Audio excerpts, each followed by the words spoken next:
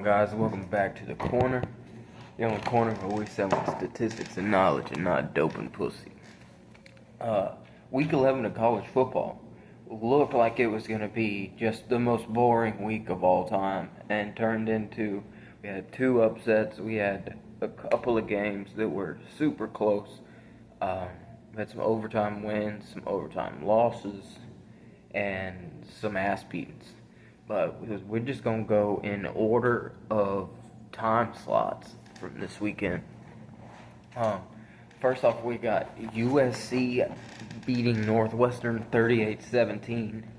Number 19 USC behind Makai Lemons, 160 yards receiving, 2 touchdowns, 1 rushing, 1 receiving.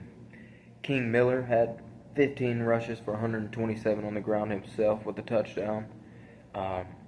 In the Big Ten, it's getting dicey. Now, I have my top 12. I have my tournament set up. We're going to talk about that last in the video. But USC currently is third behind Indiana and Ohio State.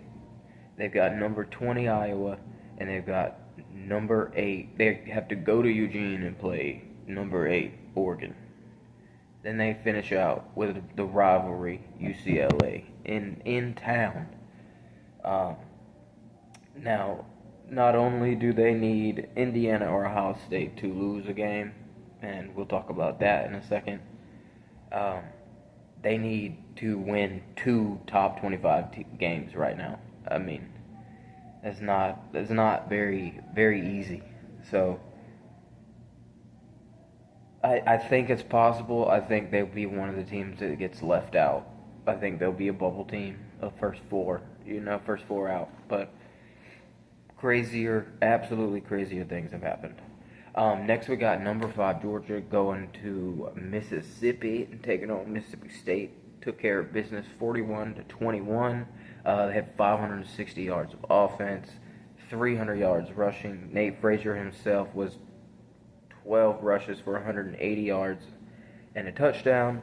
Elias Williams and Noah Thomas, both young studs for the Dogs, have completely stepped up in Kobe Young's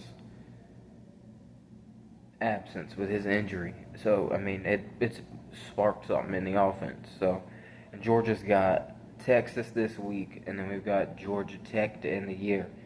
So just like USC, man, we got to win, not only win these 2 games, but we need Alabama and Texas A&M to both lose 2 games. One of them, at least, to lose 2 games to be in the SEC championship.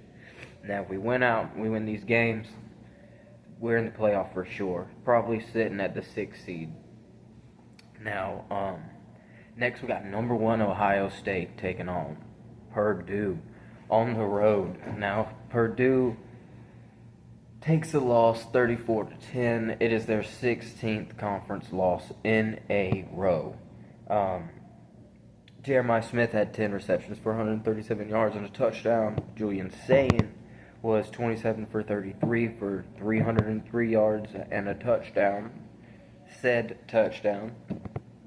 Ohio State has Michigan and Rutgers left. Now, they have not beat Michigan in 4 years. I don't believe Michigan's getting it done this year unless Justice Haynes has the game of his life and Bryce Underwood is just a Buckeye killer. You know, he turns into Tom Brady, Denard Robinson type shit. So,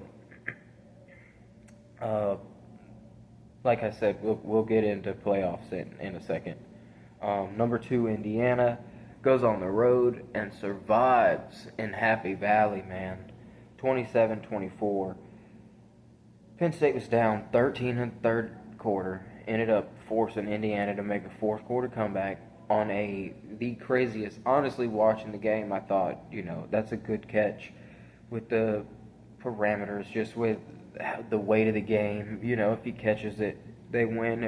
If he doesn't, they don't.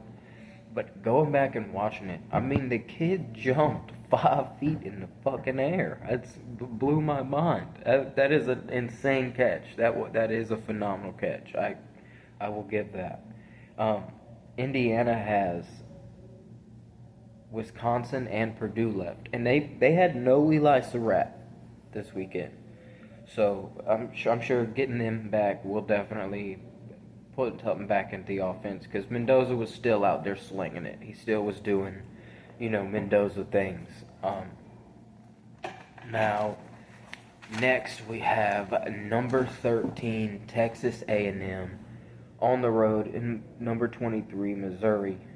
They get the win 38-17.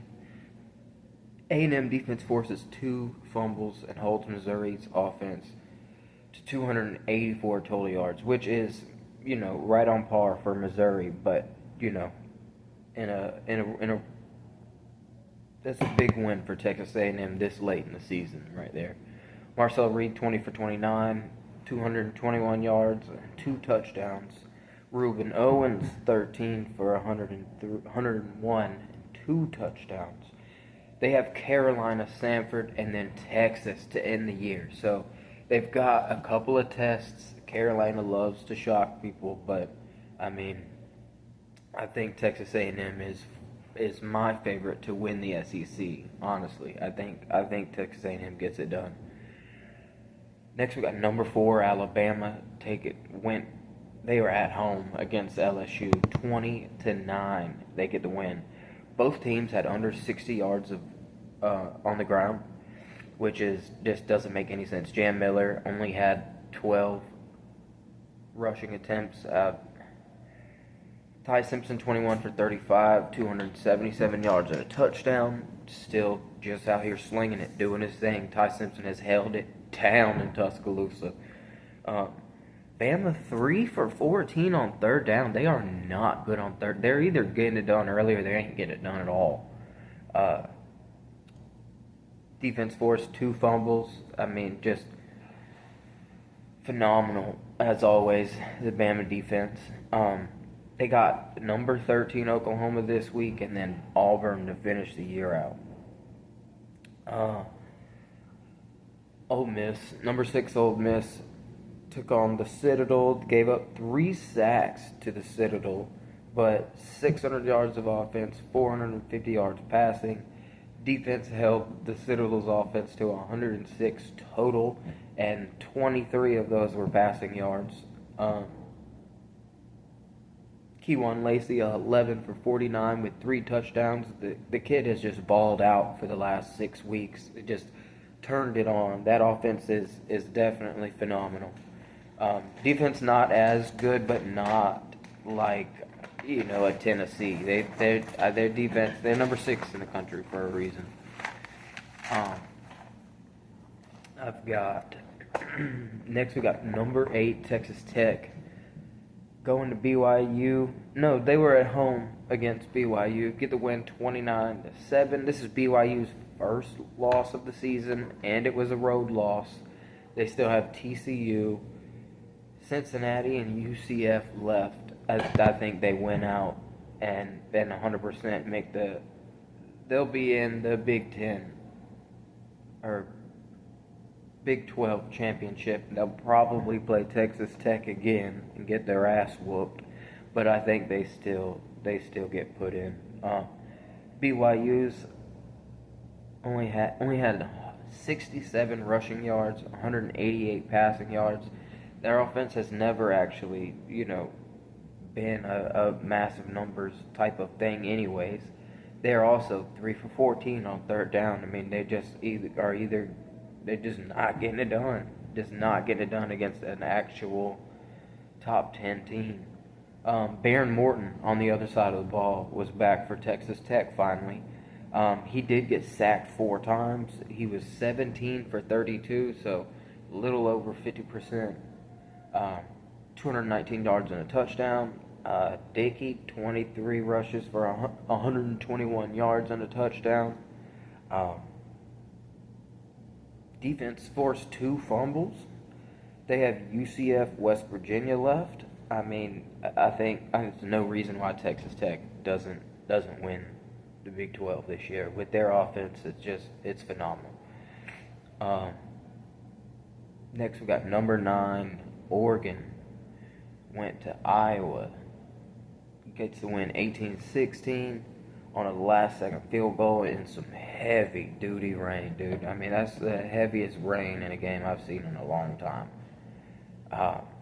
They were missing 2 starting wide receivers. They were missing tight end Kenyon Sadiq, which is one of my favorite players in college football, just active. Went on a go-ahead field goal in the 4th. They got USC this week, and then they've got to go on the road to Washington. So, Oregon, gotta win out. Next we got Notre Dame. They were taking on an undefeated Navy at the time. They get the win 49-10. 500 yards offense. CJ Card 13 for 16. 218 yards, 3 touchdowns. Jeremiah Love 13 for 94, 2 touchdowns.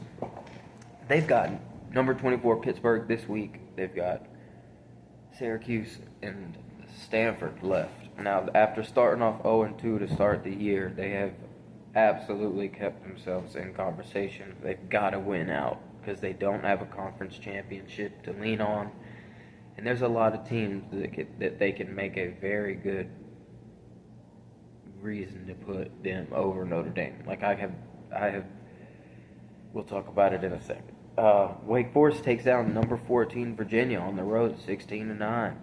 Cal also takes down an Isaac Brownless Louisville in OT, 29-26. Both of these teams, Louisville and Virginia, were in the hunt for the ACC championship and just took themselves out. All they had to do was win. Now, Louisville, I would have said there was a chance they lost because any of their big wins, Isaac Brown had at least 180 yards on the ground. I mean, you take that out of an offense, it's really hard to replace. You know, it's almost like taking out 40 home runs a year from a baseball team. Now, with that being said, we are going to get into my bracket.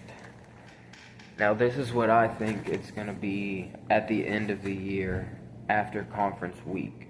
This is not top 12. This is conference champions and, you know, who's going to play who in the first round and who has a first round bye. Now, number 1, I have Indiana because I think they are going to take down Ohio State. I think Ohio State has a chance to have 3 losses. We'll get there in a second. We'll get there in a second. Number 2, I have Texas A&M winning the SEC. Indiana wins the Big Ten. Texas A&M wins the SEC. I've got Texas Tech at number 3 winning the Big 12. And then I've got Georgia Tech at number 4 winning the ACC.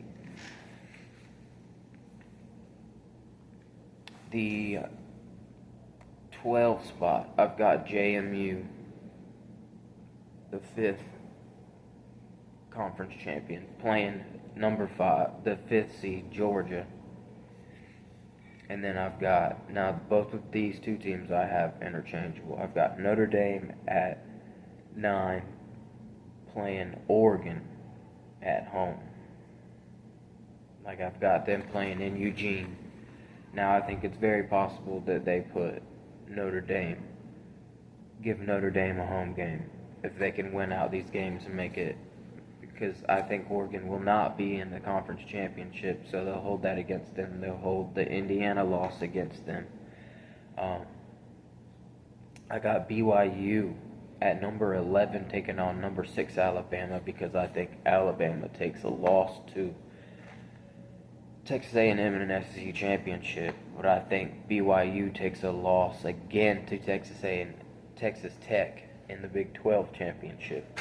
But I think they keep them in just because it would only be their second loss, and it's the same team. I think it's very possible that if they don't, if USC can win some of these games in the next 2 weeks, that they put USC at this 11th spot.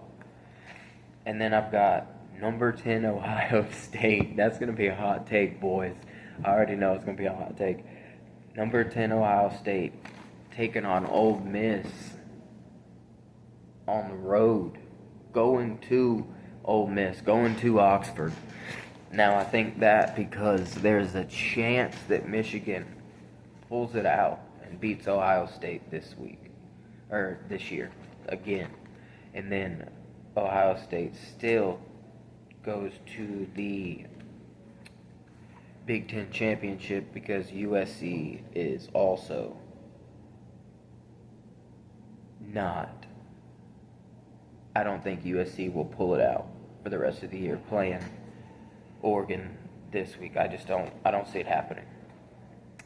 And then I think that Indiana beats them in the Big Ten Championship. So, with that being said, boys, I will post a picture of it as a short, just to solidify my first take. But, boys, that was it. That's week 11. We got week 12. We're coming up on playoff time. So, doses.